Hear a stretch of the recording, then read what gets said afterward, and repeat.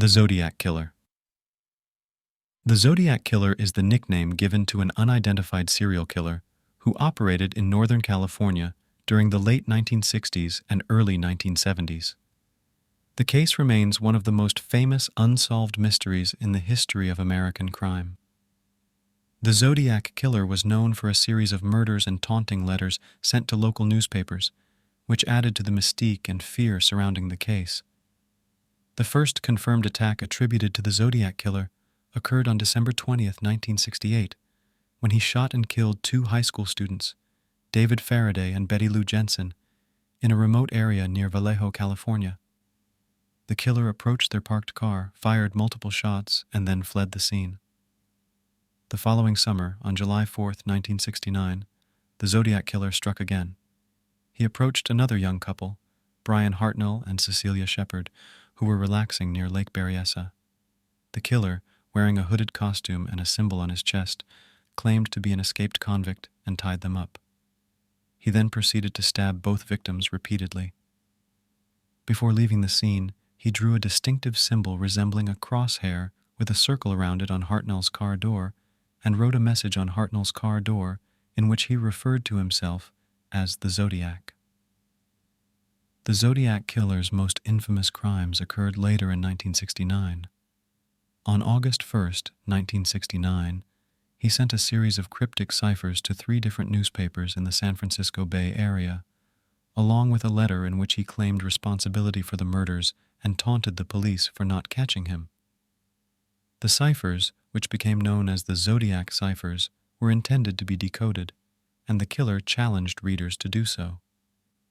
One of the ciphers, known as the 340 cipher, remained unsolved for decades until a group of amateur codebreakers cracked it in 2020.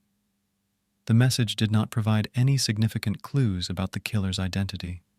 Then, on the night of October 11th, 1969, the Zodiac Killer struck again in San Francisco's Presidio Heights neighborhood.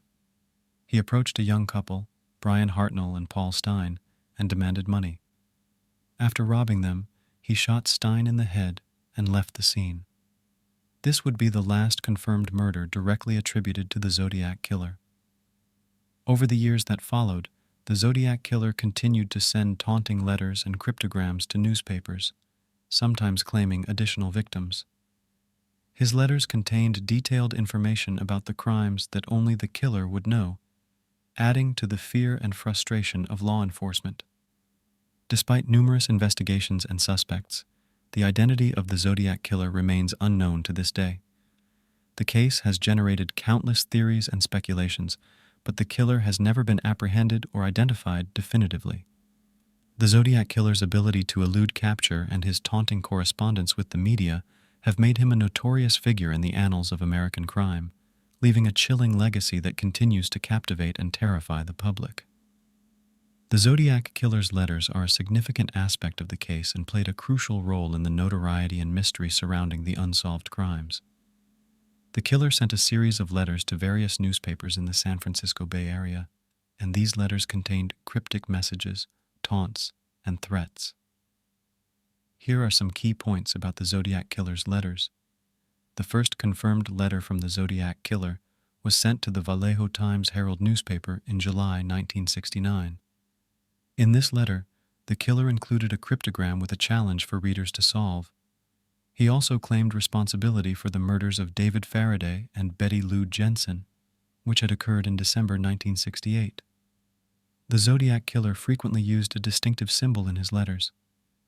This symbol consisted of a crosshair with a circle around it, resembling a target. He included this symbol on the car door of one of his victims, Brian Hartnell, during the Lake Berryessa attack. Along with his letters, the Zodiac Killer included various cryptograms or ciphers, which are encoded messages.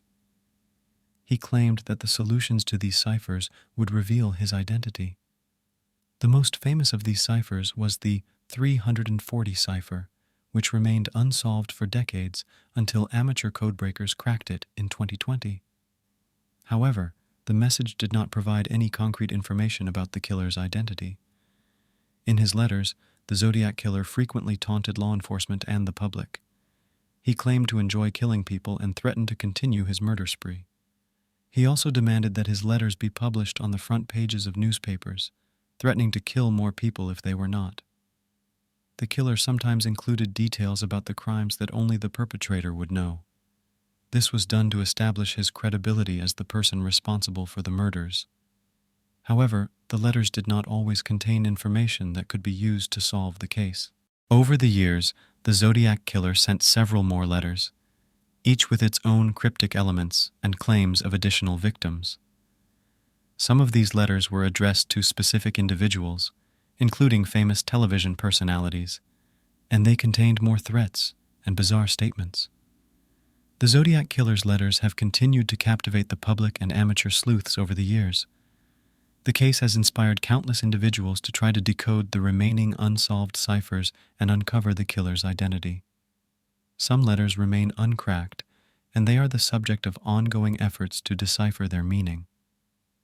Despite the extensive collection of letters and cryptograms sent by the Zodiac killer, his identity remains a mystery, and the case remains one of the most famous unsolved serial killer cases in history. The letters have contributed to the aura of fear and intrigue that surrounds the case to this day. Hey there! We hope you're enjoying our content so far. If you do, please consider giving us a thumbs up and hitting that subscribe button. Thanks for being a part of our community.